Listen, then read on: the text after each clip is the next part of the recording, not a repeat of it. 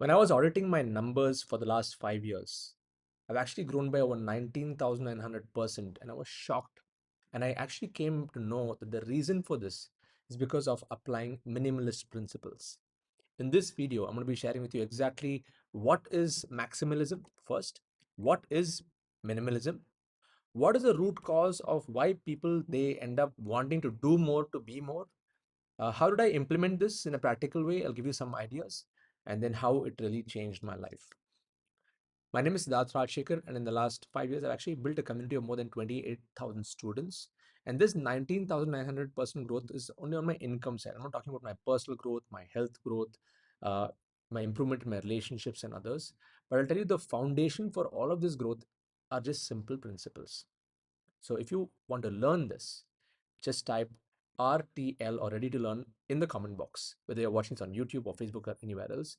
And I'll keep it as simple as I can. And this is going to be a short video, and I'll just give you the essence of this entire journey. And it does not matter who you are, where you're from, what your background is. If you are really seeking to grow more, let me tell you one thing: you don't have to do more to have more. Okay. You just need to understand the state of being, which is what I'm going to talk about today. Okay. Now, before I even start, I just want to tell you that I'm always a work in progress. Even though we've achieved this much of growth, the factor for growth, it all has to do with two things. Number one is effort. Yes, I've done some actions, I've put in effort. There's also grace. Okay. Grace of my mentors, grace of God, grace of the higher power. And when you have a combination of effort and grace, that's what creates progress, because there are some people who put in the effort, they get the results, and they think that they have done it all. Let me tell you, there is a teamwork happening with the universe for this to happen. So I just want to set that as a context, not trying to be, yes, anybody can do 9900 kind of growth. There's no promise over here. But I'll tell you, a lot has to do even with the a higher force that inspires or that makes me a channel to do what I'm supposed to do. And every one of us have that opportunity, just that when you align yourself with that, things will start to happen. Okay. And when you're clear and you know exactly what you're supposed to do, things will move. So let's talk about what is maximalism first. According to me, there are 7 aspects of maximalism. People who are living a very cluttered life, like there's so much happening, there's so much noise in life. Two are people who have like excessive decor. I'm not saying good or bad, but maximalism is like people who want to live a life where they have to show the world that they are more. Okay. Number three is living a life where you're just hoarding more things. Okay. I'm talking about stuff, just having more stuff. And if you look around the house, there's many, many things over there. And you just want to hoard. And hoarding is not just physical things, even emotional hoarding. You're holding on to too many, judgments about people. You're holding on to too many things that are not helping you or serving you. And that acts as you're adding more weight or burden on yourself. That is also maximalism. Overconsumption of anything, overconsumption of information, overconsumption of food, overconsumption of whatever you're using in a daily, on a day-to-day basis. Complications in life, complications in health, complications in finances, complications in relationships, complications in business. All these complications I would define as maximalism, because you're trying to do many things to making it happen and not really address the main thing. Okay. Number 6 is extravagance. Number 7 is being busy always. Okay. This 19,900% growth has happened by not being busy always. There was a point in 2015 where I was working so hard that I went through a panic attack. I could not sleep for 2 weeks. I had to literally reset my body and reset my system through an Ayurvedic Panchakarma treatment to actually bounce back. But what I've observed is that some of the top performers in the world, they work in terms of cycles.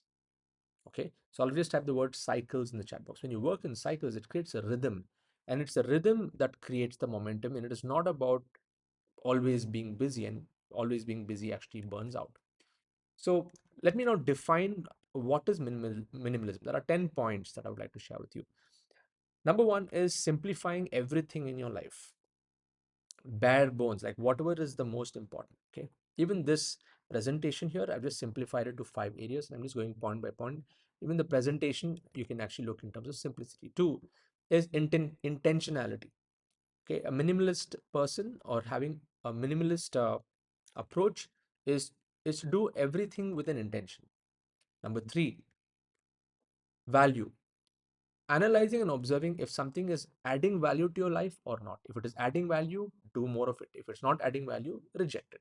Okay, so that's the concept of minimalism. It could be things, it could be even people, it could be, when I say reject people, I'm just saying not being rude, but not spending time with people who are not adding value to your life, and and stuff like that. Yeah, with family and friends, yes, you got to be there and so hold the space for them, but there are some people who don't align with you, so that also you need to look at whether there's a value being added over there. Essentials in terms of things, decluttering your space. And when it comes to space, there are two kinds. There's physical space and there's a digital space. Physical space in terms of things, and digital space in terms of digital declutter. Like, how many apps do you have on your phone? How many photos you have lying over there that are not being used? How is your desktop looking right now? It's like, is it filled with a lot of junk, or you need to declutter that? How are your folders structured on your laptop? All of this is declutter. Mindfulness, like, is more of being present and going inwards. Number seven is quality over quantity. So many people misunderstand minimalism as just giving away everything and not having anything. No, it's not about that. It's about having less but having the best. Okay, so it's okay. Look to have the best, invest in the best. And even for me, my mindset is I don't go for deals or discounts and stuff. If something is good, I don't mind paying the price, but I don't want too many things. Opposite mindset is I want to go and buy when there's a discount, and I want to hoard many things. That's a different mindset. Okay, so have less but have the best. Number eight is contentment with what you have. Okay? You can aspire for more, but be happy with what you already have, and being conscious of that. Freedom in terms of time, money, and the freedom to express yourself. Number 10 is minimalism also has a lot to do with purpose. And purpose is right on the top there. Like, some people, they say that I do not know what my purpose is. Now, when you throw yourself in the service of others, when you want to help others get what they want, you're already living your purpose, whether you know it or not. Okay. So this quick hack to living your purpose is serving others. Just like how sugar is the innate quality, sweetness is the innate quality of sugar. Service is the innate quality of the soul. So if you're always serving, and of course, when you're serving the higher power, serving God, serving, like, it'll start with you serving yourself, serving your family, serving your community, serving your country, serving the world, and serving the universe. Like, so there are different grades of service, but once you are able to put yourself in service of others, and ultimately like service to God and service to the higher creator, when you align yourself with that, you will start to experience a kind of happiness that you can't, and that is also very much to do with a minimalistic thinking, uh, where you are not considering yourself to be anything. You are just an instrument to the higher purpose. Okay, now it's a deeper space to be in, but once the more you start uh, doing and serving, you will start to feel that. Okay, so this is pretty much the concepts of what is minimalism. Now let's understand what is the root cause of why people get distracted, why people go towards maximalism.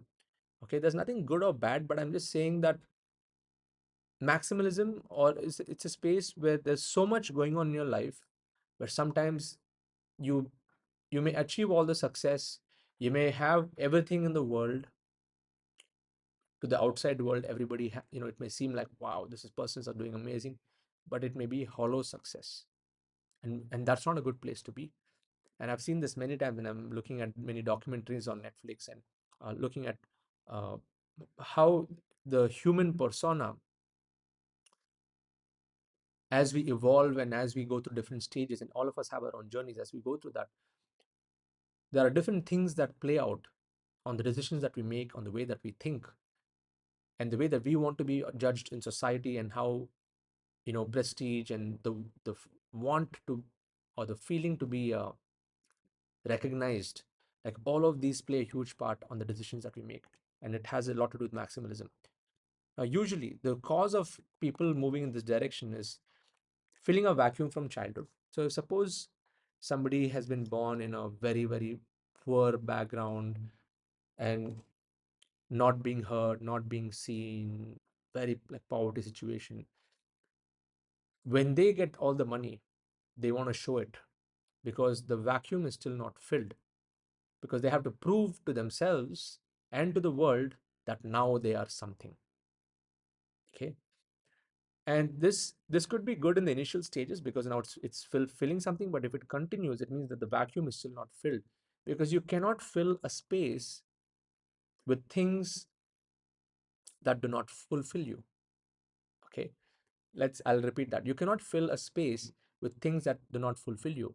And usually materialistic things and these kind of different objects, house, the car, this, that, the bank balance, all of that stuff, it only can take you to a particular point, but true fulfillment is actually within. But having said that, you also need these things. Money is just a form of energy. You need that form of energy. Like for me, I was in the mode where I was very happy inwards for a long time in my life because of the spiritual foundation. But externally, I was not happy because money was not in the bank. So I started to build skills.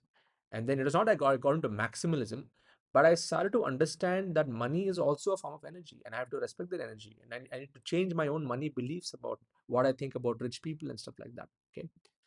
So most people who go through this phase or who of maximalism, they're trying to fill a vacuum from childhood. The second root cause is a distorted value system. Okay. Maybe somebody in their family came and said, the world is bad. So now that's a value system that has been inculcated in them, and it's a distorted value system or distorted reality of the world, and they start to project themselves to the world in that way. Okay, as they say, right? You don't see things as they are. You see things as you are. It's your values and your beliefs which act as a lens through which you see the world. And many people who have been brought up with these kind of distorted realities of the world, and these end up becoming distorted values, so they start to project these values to the world, and it also impacts their decision making, it impacts their thinking and thought process. Now the opposite of this is to have clear thinking, is to have the right values.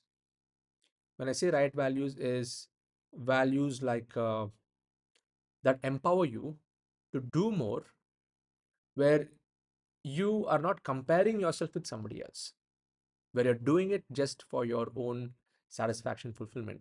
And a lot of this has to do with point three also, having this role models with distorted values. And this we are seeing big time in today's digital world. We have influencers, superstars like cricket stars, politicians, we have sports personalities, movie personalities. And look at the masses. The masses is being fed by all of this information from media and other places. And when you pick a role model with distorted values, because many of these role models, they may be great with their talent, but if their values are not strong, let's say the talent is great, but the reason why they're doing what they're doing and they're shining is because they have come from a background where they're still trying to fill their vacuum.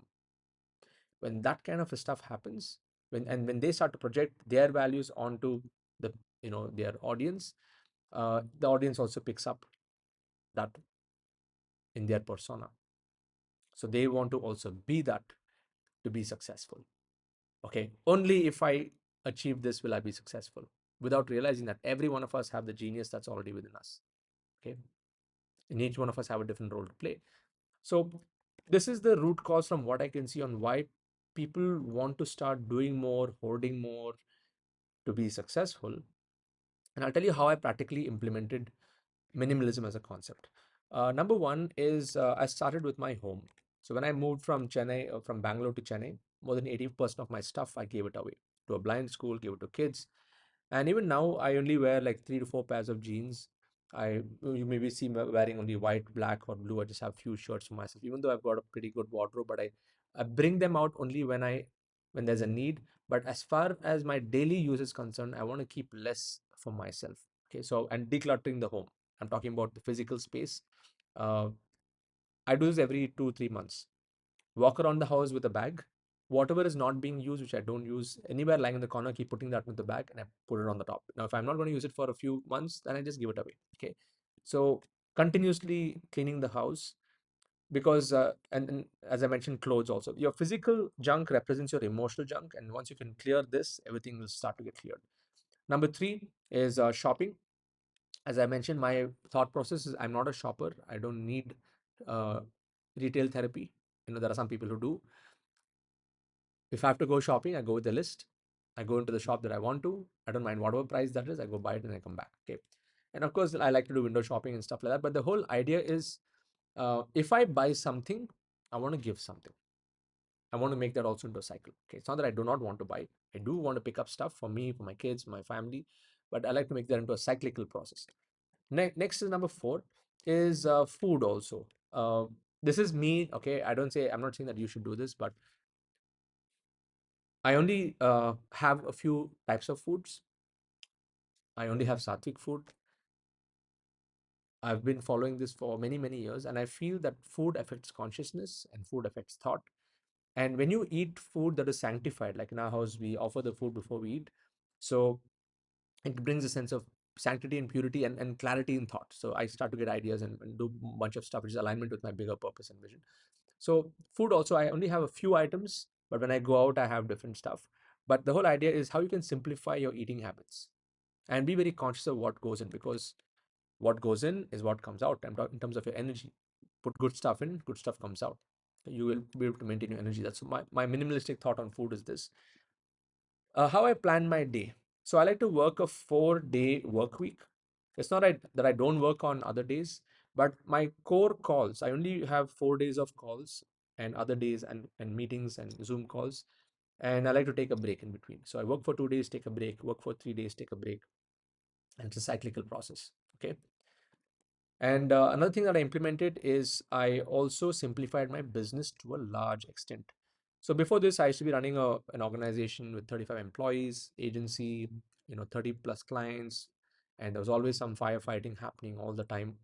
And when I launched my model called the Freedom Business Model, I decided that I'm going to keep it lean. So my team structure is extremely lean, and my product structure is also very lean. I only have four levels of products, like a silver, gold, diamond, and quantum. And whatever I've been doing for the last 5 years ago, I'm still doing that even right now. So my business, as far as the product line is concerned, I kept it like, because I was inspired by Apple. When Steve Jobs came back to Apple after he got kicked out, then he decluttered the entire Apple company and only had a few products that they worked on. And then, of course, now they have many other products. But the whole idea is the product categories were defined very clearly. Similarly, when I launched this, I decided to build a product business and only focus on product categories. And to cater to my students' needs, I designed a few methods, and I show up on specific times a week, and I do the same things every single day. Okay. So the formula for business is look at what's working and do more of that. Look at what's not working and stop doing that, or improve that and see how you can make it work. So how I achieved this growth of 19,900% growth in the last few years is working on these 6 dimensions: home, stuff, shopping, food, day, business, and also relationships. Like I don't pick up calls all the time, even though I have a community of more than 28,000 people. I don't want to be on the phone all the time. I've deleted all the social media apps from my phone. I don't need it. I have a team that does that. And I want to be in the space of contemplation and creation and not consumption or mindless consumption. Even if I learn something, yes, I go learn, pick up ideas, come back. Okay. So now how this has changed my life is in 3 ways. Number one is vision has gotten clearer. And I don't just take up anything and everything that comes my way. As some of you may or may not know this, but yeah, I don't go and chase awards. I don't want to just speak on multiple stages or platforms, even though I get called. I don't want to be like in the limelight of things for doing things. The only thing I'm focusing on is creating content like this for you and showing up for my community. And my single pointed focus is results for my community members. That's it. Okay. Everything else will fall into place. Like I don't need to show in other ways that, oh, I'm successful, this, that, yeah. Like it all came, whatever has come till now has come on its own, like the business world 40 under 40 or anything. But if you see, I don't really project that or show that. I don't need to show anything. The best thing that I would like to show is results of my students. And if you look at my YouTube channel, just go and see. Most of the videos are student results. Okay. And now we're doing something called Freedom Talks that happen we launch that every Thursday. Go and check out those videos. And we have many, many of these success stories that are coming up. Okay. So for me, what I would like to showcase to the world is the results of my students. and practical value in terms of how you can change your life through these videos that I post on YouTube. So when vision gets clear, you'll start to say no. Two is living intentionally. I don't have to be in every party out there. There's so much going on. I don't have to be in every party. If there is something that is useful, like for example, now Chat GPT became the world phenomenon. So I spent a few months on it. I built a system around it and I launched a course called AI Content Mastery, which is blowing people's minds away, where people would take 10, 15 years to launch. I mean, 10, 15 years of thinking, we're able to do that within 2 to 3 hours. Okay. Again, AI is a trend that came in and we're leveraging the trend. So I study and I leverage and I bring things in where I feel it is going to be useful for the community. And if something is not useful, it does not really matter. And the formula for this is mission first, uh, community second, me third. So if you are able to keep this as your barometer, you'll be able to make decisions in a very intentional way. And number three is the whatever is the title of this particular video. We achieved a 19,900% growth in the last 5 years, which has been unimaginable and it seems like a dream. But when I go back to it, uh, even though it seems like a dream, I know the reason it has happened is because of the foundation. And those of you who are watching this video, trust me, in the next 5 years, you can achieve whatever percentage of growth, 20,000, 100,000% growth in your life, in your business, in every aspect of your life, if you just get the base strong. You can only build a skyscraper if the foundation is strong.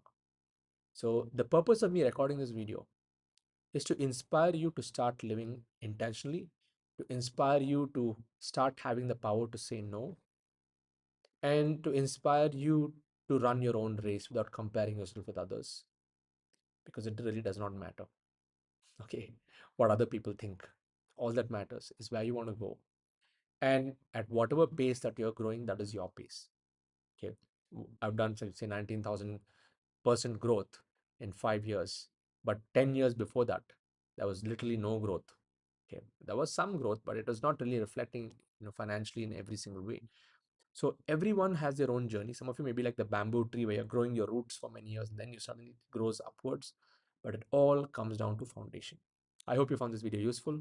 If you'd like to know more about what I do and how I can serve you, there's a link in the description. Attend my next webinar. Be a part of my community. And I'd love to see you make that kind of progress in the next 5 years. Catch you in the next video. Bye-bye.